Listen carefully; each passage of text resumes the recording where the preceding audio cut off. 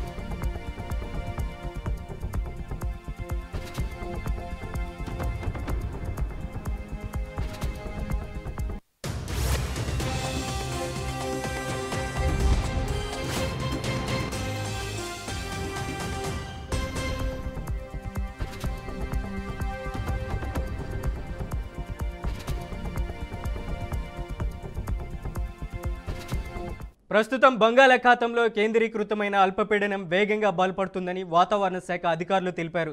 ఇది పశ్చిమ వాయువ్య దిశగా కదులుతూ రేపు తెల్లవారుజామున నాటికి వాయుగుండంగా మారే అవకాశం ఉంది. ఆ తర్వాత కూడా ఇదే దిశలో ప్రయాణించి 3వ తేదీన దక్షిణ ఒడిశా, ఉత్తర కోస్తాంధ్ర మధ్య తీరాన్ని దాటవచ్చని అధికారులు తెలిపారు.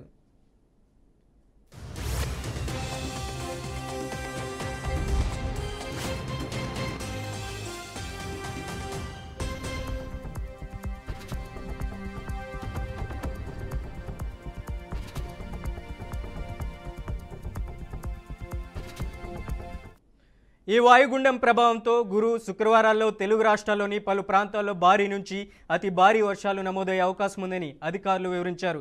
దీనికి తోడు రాగల 3 రోజుల పాటు తీరం వెంబడి గంటకు 30 కిలోమీటర్లకు పైగా వేగంతో బలమైన ఈదురుగాలులు వీస్తాయని హెచ్చరించారు. సముద్రం అల్లకల్లోలంగా ఉంటుందని, మత్స్యకారులు వేటకు వెళ్లొద్దని సూచించారు. వర్షాల నేపథ్యంలో లోతట్టు ప్రాంతాల ప్రజలు అప్రమత్తంగా ఉండాలని వాతావరణ శాఖ అధికారులు విజ్ఞప్తి చేశారు.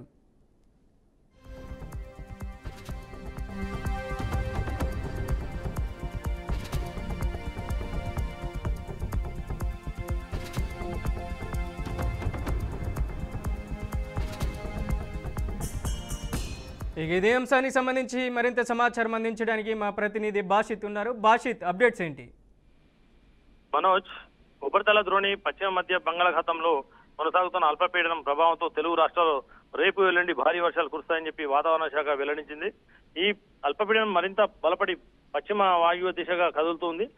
గురువారం తెల్లవారుజామున వాయుగుండంగా మారే అవకాశం కూడా ఉన్నట్లు తెలిపింది. దీని ప్రభావంతో నేడు కోస్తాంధ్ర, తెలంగాణ జిల్లాల్లో మోస్తారు నుంచి భారీ వర్షాలు కురుస్తాయని చెప్పి పేర్కొనడం జరిగింది. తెలుగు రాష్ట్రాలకు ఎల్లో అలర్ట్ కూడా జారీ చేయడం జరిగింది. అక్టోబర్ 3వ తేదీన దక్షిణ ఒడిశా మరియు ఉత్తర కోస్తాల మధ్య తీరం దాటనుండగా గురు, శుక్రవారాల్లో తెలుగు రాష్ట్రాల్లో భారీ వర్షాలు కురుస్తాయని చెప్పి వాతావరణ శాఖ వెల్లడించింది.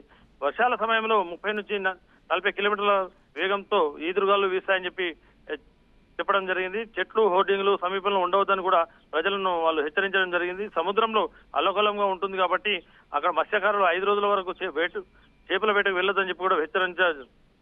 ప్రస్తుతం అయితే బంగాళాఖాతంలో కేంద్రీకృతమైన ఈ అల్పపీడనం వేగంగా బలపడుతుందని చెప్పి వాతావరణ శాఖ వెల్లడించడంతో ఇది పశ్చిమ వాయు దిశగా కదులుతూ రేపు తెల్లవారుజామున నాటికి వాయుగుండం మారే అవకాశం కూడా ఉంది. ఆ తర్వాత కూడా ఇదే దిశలో ప్రయాణించిన 3వ తేదీన దక్షిణ ఒడిశా, ఉత్తర కోస్తా మధ్య తీరాన్ని దాటవచ్చని కూడా అధికారులు వెల్లడిస్తున్నారు. ఈ నమోదయ్యే అవకాశాలు ఉన్నాయి. భారీగా వర్షాలు బాగా కురిసే అవకాశాలు ఉన్నాయి. ఇప్పుడు దీని విషయంలో చూస్తే దీనికి తోడుగా రాగల 3 రోజుల పాటు తీరం వెంబడి 30 కిలోమీటర్ల నుంచి పైగా వేగంతో బలమైన గాలులు వీస్తాయని చెప్పి చెప్పడంతో అందరూ అలర్ట్ అయి మత్స్యకారులు కూడా వెళ్లకుండా తగిన చర్యలు తీసుకుంటున్నారు. Manoj, right, thank you Basit.